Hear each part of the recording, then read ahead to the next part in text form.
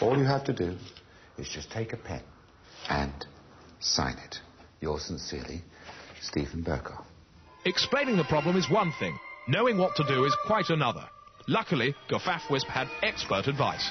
Richard Branson has sent out these plugs with his beaming face on them that are being used locally, which can help to a degree. And there's a man with this very huge hammer who's banging away on the pipes, trying to relieve some of the pressure going out on the grid. It's called percussive counter-induction, and he's already held back a massive wall of heavy electricity for about an hour, allowing some children and 6 pigs to escape. You could do that, for God's sake. The squash people of Upaveli are more important than the inconvenience of you banging a hammer for a couple of days over in Sri Lanka. Public broadcast always help.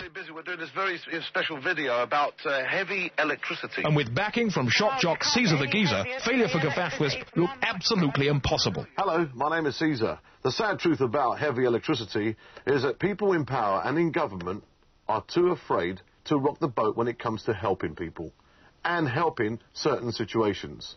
I say to that, bollocks. It's about time somebody got off their fat arse and did something about it.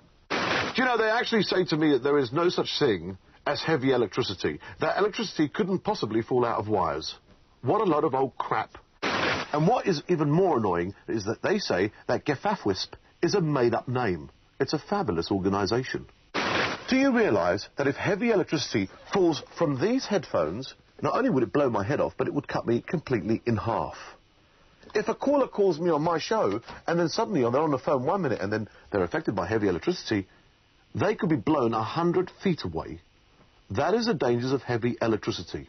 If you are a member of Parliament or somebody in a powerful organisation, and you're listening to me right now, let me say this to you. I have a lot of television shows, a lot of radio shows, and a big audience. Do something about it. Otherwise, I'll do something about it. Sadly, Gafafwisp has yet to receive a single reply from the Sri Lankan embassy.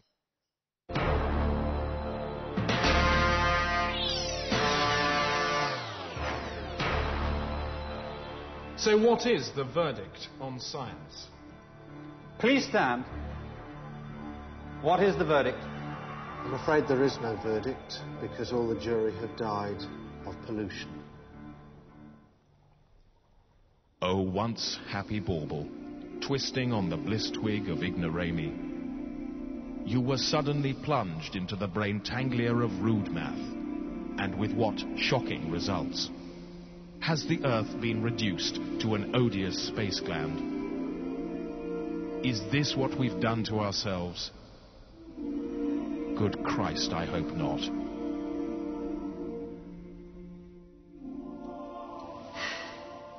Good night. Jenny Powell here with an urgent Gafafwisp PS. Great Britain could be struck by heavy electricity too. Top scientists have just proved that 6 flattened cars and 2 stunted children were caused by a fall of heavy electricity in Cumbria last year. This also pushed the peak of the big mountain Helvellyn 25 metres below sea level. Now, scientists calculate that a massive outburst of heavy electricity could just push the British Isles totally under the water.